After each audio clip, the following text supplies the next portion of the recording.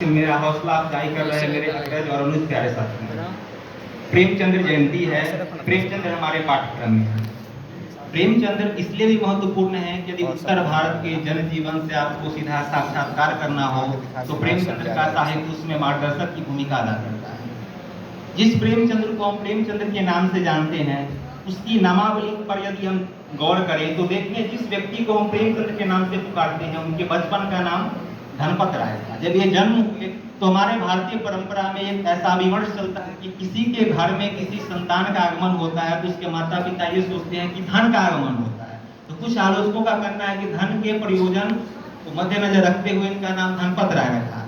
चाचा ने इनका नाम नवाब राय रखा और जमाना पत्र के संपादक दयानारायण निगम जी के कहने पर इन्हें प्रेमचंद्र नाम की स्वीकृति मिली और तब से हिंदी साहित्य जगत में आए।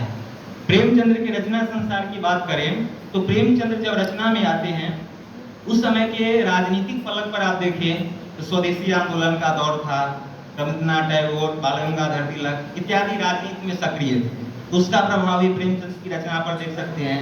फिर जब गांधी का आगमन होता है तो गांधीवाद का प्रभाव भी देख सकते हैं और 1930 के पश्चात जो भी रचनाएं हैं, कहानी है, उपन्यास या जो भी लेख हैं उसमें आज आप मार्क्सवाद का अप्रत्यक्ष प्रभाव भी देख सकते हैं। तो तीन तरीके के विचारों का प्रभाव प्रेमचंद्र पर था। उनकी औपन्यासिक कला की बात करें तो उनका पहला जो उर्दू उपन्यास था सयारे मुआविद देवस्थान रहस्य, इसमें देवस्थान का जो कुकृत्य का समावेश होता है उसमें प्रेमचंद्र पर दृष्टिपात करने का उन्होंने प्रयास किया। हिंदी के क्षेत्र में जब ये आते हैं तो सेवा सदन का पहला उपन्यास है। हिंदी के क्षेत्र में पहले सेवा सदन का पहला उपन्यास है जो पहले हिंदी में छपा, बाद में वो उर्दू में छपा। अब सेवा सदन उपन्यास में देखिए तो कैसे एक सुमन उसकी जो नायिका है उसके साथ स्त्री होने के नाते कितना प्रताड़ना झेलना पड़ता है। उनकी उपन्यासिक कला को आगे बढ़ाते गोदान, गवन, रंगभूमि, कर्मभूमि, निर्मला, कायाकल्प दर्जनों उपन्यास है। मैं गोदान की पृष्ठभूमि पर प्रकाश डालना चाहता हूँ। गोदान की रचना 36 में हुई है। ऐसा माना जाता है कि गोदान से पूर्व हिंदी साहित्य सम्मेलन, वार्षिक सम्मेलन में कलकत्ता में आचार्य रामचंद्र शुक्ल के साथ प्रेमचंद्र गए थे। 1934 की घटना है और वहां जब जाते हैं शाम के समय टहलने के लिए बाहर निकलते हैं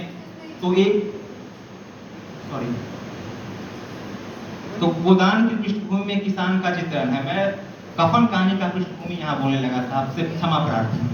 तो गोदान में क्या है, गोदान के आरंभ में आप पढ़ेंगे तो देखिएगा कि होरी कहता है कि यदि दूसरों के पांव तले अपना गर्दन दबा हो तो पांव चलाने नहीं भला। ये क्या है, ये सामंतवाद का पांव है। सामंतवाद के गर्भ से निकले पूंजीवाद का पांव है जो किसान मजबूर होकर के 5 बीघे जमीन का मालिक व होरी है और अंत में कैसे उसका अंत होता है आप देख सकते हैं। हिंदी कहानी के क्षेत्र में उनके योगदान को देखें तो उनके पहले भी कहानियां लिखी जा रही थी, टोकरी भर मिट्टी या अन्य कहानी जो कहानीकार थे। लेकिन ऐसा प्रेमचंद्र ने क्या किया कि जब हिंदी कथा साहित्य का काल विभाजन होता है तो प्रेमचंद्र को केंद्र में रखा। तो प्रेमचंद्र सबसे पहला काम ये करते हैं जो हिंदी कहानी किस्सा गोई अलौकिक राजा को केंद्र में रखकर लिखी जा रही थी, उन्होंने सामान्य पात्र को उठाकर किसान, मजदूर, दलित को उठाकर पात्र योजना की संरचना की और उसे कहानी का नायक बना। इस रूप में भी प्रेमचंद्र प्रासंगिक हैं।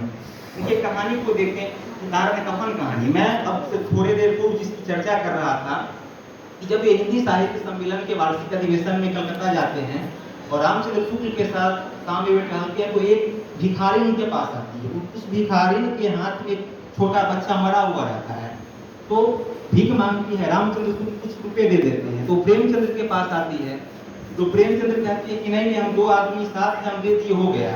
तो प्रेम जब वो भिखारी जाने लगती है तो प्रेमचंद्र रोकते हैं, कहते हैं इस बच्चे के शरीर पर से वस्त्र हटाओ।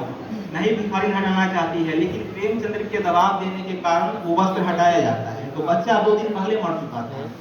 तो प्रेमचंद्र उससे पूछते हैं कि 2 दिन पहले मर चुका है तो इसको लेकर क्यों घूम रही हो, इसका दाह संस्कार करो। तो भिखारी क्या जवाब देती है प्रेमचंद्र को, कहती है तो 2 दिन पहले मर चुका है, इसको लेकर यदि 5 दिन हम और जीवन जी ले तो इसमें क्या बुराई है। आप देख सकते हैं इस पंक्ति उस जो भिखारी के द्वारा कैसे मानवीय संवेदना कितने नीचे स्तर तक गिर गई है।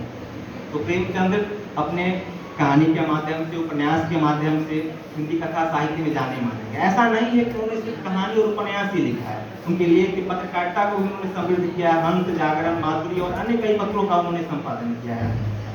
तो प्रेमचंद्र प्रासंगिक है। मैं प्रेमचंद्र जयंती पर प्रेमचंद्र का परिचय देते हुए बिहार के ही जाने माने एक कवि हैं गोपाल सिंह नेपाली, उन्होंने एक जगह अपना परिचय देते हुए कहा था कि मैं हूँ अपना आप नमूना, मेरा अपना ढंग है। तो प्रेमचंद्र का भी अपना ढंग है, वो अपने आप में नमूना है, निराला है। धन्यवाद।